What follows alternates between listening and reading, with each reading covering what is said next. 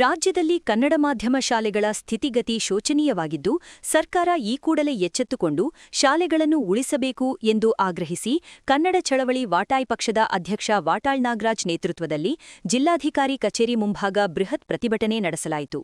ಕನ್ನಡಪರ ಸಂಘಟನೆಗಳ ಕಾರ್ಯಕರ್ತರೊಂದಿಗೆ ಜಿಲ್ಲಾಧಿಕಾರಿ ಕಚೇರಿಗೆ ಮುತ್ತಿಗೆ ಹಾಕಿದ ಪ್ರತಿಭಟನಾಕಾರರು ಸರ್ಕಾರ ಹಾಗೂ ಜನಪ್ರತಿನಿಧಿಗಳ ವಿರುದ್ಧ ತೀವ್ರ ಆಕ್ರೋಶ ವ್ಯಕ್ತಪಡಿಸಿದರು.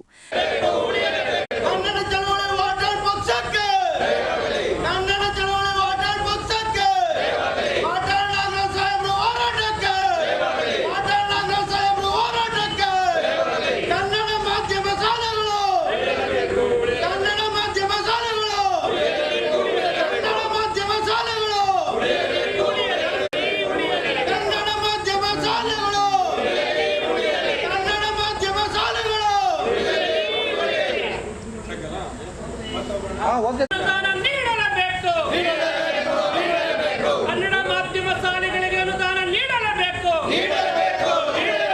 ಕನ್ನಡ ಮಾಧ್ಯಮ ಶಾಲೆಗಳು ಉಳಿಯಲಿ. ಕನ್ನಡ ಶಾಲೆಗಳ ಉಳಿವಿನ ಹೋರಾಟಕ್ಕೆ ಕನ್ನಡ ಚಳವಳಿ ವಾಟಾಳ್ ಪಕ್ಷದ ಅಧ್ಯಕ್ಷ ವಾಟಾಳ್ ನಾಗರಾಜ್ ಮಾತನಾಡಿ, ಕನ್ನಡಿಗರ ತೆರಿಗೆ ಹಣದಲ್ಲಿ ಆಡಳಿತ ನಡೆಸುವ ಸರ್ಕಾರಕ್ಕೆ ಕನ್ನಡ ಮಾಧ್ಯಮ ಶಾಲೆಗಳನ್ನು ಉಳಿಸಲು ಯೋಗ್ಯತೆಯಿಲ್ಲವೇ? ಕಳೆದ 30 ವರ್ಷಗಳಿಂದ ಕನ್ನಡ ಶಾಲೆಗಳನ್ನು ಹಂತ-ಹಂತವಾಗಿ ಕಗ್ಗೊಲೆ ಮಾಡಲಾಗುತ್ತಿದೆ ಎಂದು ತೀವ್ರ ಆಕ್ರೋಶ ವ್ಯಕ್ತಪಡಿಸಿದರು. ಕನ್ನಡ ಶಾಲೆಗಳಿಗೆ ಅನುದಾನ ನೀಡಲು ಸರ್ಕಾರದ ಬಳಿ ಹಣವಿಲ್ಲವೇ? 30 ವರ್ಷಗಳಿಂದ ಕನ್ನಡ ಶಾಲೆಗಳನ್ನು ಕತ್ತಲೆಯಲ್ಲಿ ಇಟ್ಟಿದ್ದೀರಿ. ಶಾಲಾ ಕಟ್ಟಡಗಳು ಕುಸಿದು ಬೀಳುತ್ತಿವೆ. ಶಿಕ್ಷಕರ ಕೊರತೆಯಿದೆ. ಈ ಕೂಡಲೇ ವಿಶೇಷ ಪ್ಯಾಕೇಜ್ ಮೂಲಕ ಕನ್ನಡ ಮಾಧ್ಯಮ ಶಾಲೆಗಳನ್ನು ಸಬಲೀಕರಣಗೊಳಿಸಬೇಕು ಎಂದು ಒತ್ತಾಯಿಸಿದರು. ನಮ್ಮ ಈ ಎಚ್ಚರಿಕೆಯನ್ನು ಸರ್ಕಾರ ಹಗುರವಾಗಿ ಪರಿಗಣಿಸಿದ್ದರೆ ತಕ್ಕ ಶಾಸ್ತಿ ಕೈದಿದೆ. ಮಾರ್ಚ್ 12ರಂದು ಇಡೀ ರಾಜ್ಯಾದ್ಯಂತ ಕನ್ನಡ ಶಾಲೆಗಳ ಬಂದ್ ಮಾಡಿ ಬೃಹತ್ ಪ್ರತಿಭಟನೆ ನಡೆಸಲಾಗುವುದು. ಅಂದು ಮಂಡ್ಯದಲ್ಲಿ ನಾವು ಹೆದ್ದಾರಿ ತಡೆ ನಡೆಸಲಿದ್ದೇವೆ.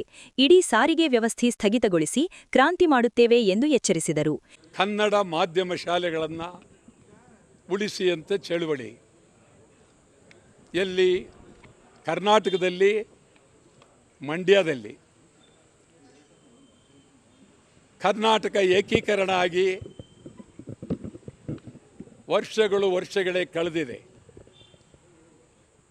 1956 ನವೆಂಬರ್ 1 ಕರ್ನಾಟಕ ಏಕೀಕರಣ ಆಯಿತು.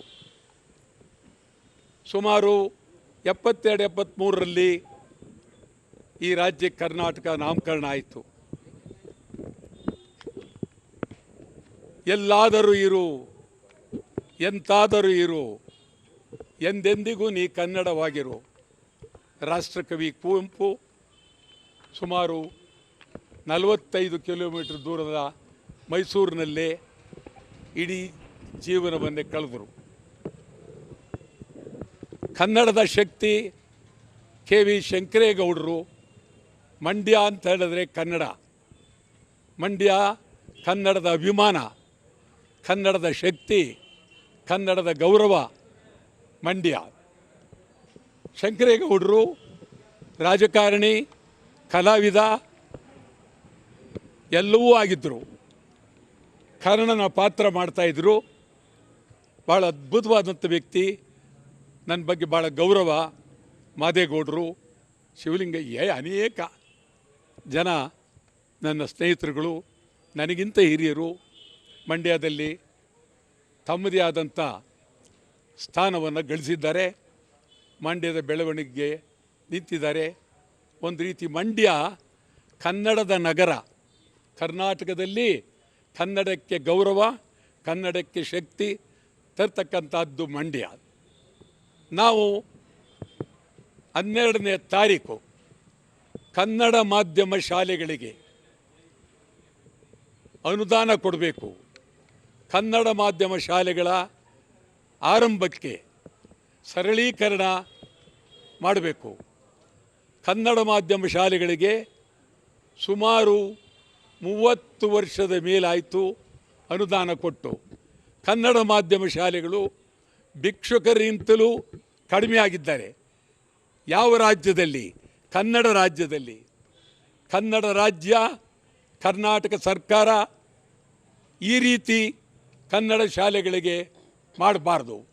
ಸುಮಾರು 3,900 ಕೋಟಿ ರೂಪಾಯಿ ಈಗ ಆಯವ್ಯಯದಲ್ಲಿ ಇಂಗ್ಲೀಷ್ ಶಾಲೆಗಳಿಗೆ ಹಣವನ್ನು ಒದಗಿಸಿದ್ದಾರೆ. ಸುಮಾರು 800 ಪಬ್ಲಿಕ್ ಶಾಲೆಗಳನ್ನು ತೆಗಿತಾರೆ. ಒಂದು ಕನ್ನಡ ಮಾಧ್ಯಮ ಶಾಲೆಯನ್ನು ತೆಗಿತಾ ಇಲ್ಲ. ಒಬ್ಬ ಶಾಸಕರಿಗೆ ಕನ್ನಡ ಮಾಧ್ಯಮದ ಬಗ್ಗೆ ಗೌರವ ಇಲ್ಲ, ಮಾನ್ಯತೆ ಇಲ್ಲ. ಒಬ್ಬ MP ಗಳಿಗೆ ಗೌರವ ಇಲ್ಲ, ಸರ್ಕಾರಕ್ಕೆ ಗೌರವ ಇಲ್ಲ. ಸಿದ್ದರಾಮಯ್ಯನವರು ಈ ಬಗ್ಗೆ ತೀವ್ರವಾಗಿ ಗಮನ ತೆಗೆದುಕೊಳ್ಬೇಕು. ಶಾಸನಸಭೆ ಮುಗಿಯೋದ್ರೊಳಗಾಗಿ ಕನ್ನಡ ಮಾಧ್ಯಮ ಶಾಲೆಗಳ ಸಮಸ್ಯೆಗಳನ್ನು ಬಗೆಹರಿಸಬೇಕು. ಕನ್ನಡ ಮಾಧ್ಯಮ ಶಾಲೆಗಳ ಅನುದಾನ ಕೊಡಲೇಬೇಕು. ಇದಕ್ಕಾಗಿ 12ನೇ ತಾರೀಕು ಇಡೀ ರಾಜ್ಯಾದ್ಯಂತ ಕನ್ನಡ ಮಾಧ್ಯಮ ಶಾಲೆಗಳು ಬಂದ್. ಇಡೀ ರಾಜ್ಯಾದ್ಯಂತ 12ನೇ ತಾರೀಕು ಬೆಳಗ್ಗೆ 10:30ಯಿಂದ ಸಂಜೆ 6:00ವರೆಗೆ ಇಡೀ ರಾಜ್ಯಾದ್ಯಂತ, ಬೀದರ್ನಿಂದ ಚಾಮರಾಜನಗರದವರೆಗೆ, ಮಂಗಳೂರಿನಿಂದ ಕೋಲಾರದವರೆಗೆ ಎಲ್ಲ ಕಡೆ ಸಂಪೂರ್ಣ ಬಂದ್. ಆವತ್ತಿನ ದಿನ ಬೆಂಗಳೂರಿಗಿಂತ ನಾವು ಮಂಡ್ಯದಲ್ಲಿ ಚಳುವಳಿ ಮಾಡಬೇಕು ಅಂತ ಮಾಡಿದ್ದೇವೆ. ಇದುವರೆಗೂ ಬೆಂಗಳೂರಲ್ಲಿ ಮಾಡ್ತಾ ಇದ್ದು, ಈ ಸಾರಿ ವಿಶೇಷವಾಗಿ ಈ ಗಂಡು ಮೆಟ್ಟಿದ ಕನ್ನಡದ ಭೂಮಿಯಲ್ಲಿ ನಾವು ರಾಷ್ಟ್ರೀಯ ಹೆದ್ದಾರಿಯನ್ನು ಬಂದ್ ಮಾಡುವ ಮೂಲಕ ಆ ದೊಡ್ಡ ವೃತ್ತದಲ್ಲಿ ಸುಮಾರು ಸಾವಿರಾರು ಜನ ಸೇರಿ ಕನ್ನಡ ಮಾಧ್ಯಮ ಶಾಲೆಗಳಿಗೆ ಬೆಂಬಲ ಕೊಡಬೇಕು ಅಂತೇಳಿ ಕನ್ನಡ ವಾಟಾಳ್ ಪಕ್ಷ 12ನೇ ತಾರೀಕು ಬೆಳಗ್ಗೆ 11 ಗಂಟೆಗೆ ಇಲ್ಲಿ ಸತ್ಯಾಗ್ರಹವನ್ನು ಆರಂಭ ಮಾಡ್ತೇವೆ. ಈ ಪ್ರತಿಭಟನೆಯಲ್ಲಿ ಕನ್ನಡ ಸೇನೆಯ ಜಿಲ್ಲಾಧ್ಯಕ್ಷ ಮಂಜುನಾಥ್ ಹಾಗೂ ಜಿಲ್ಲೆಯ ಕನ್ನಡಪರ ಕಾರ್ಯಕರ್ತರು ಪಾಲ್ಗೊಂಡಿದ್ದರು.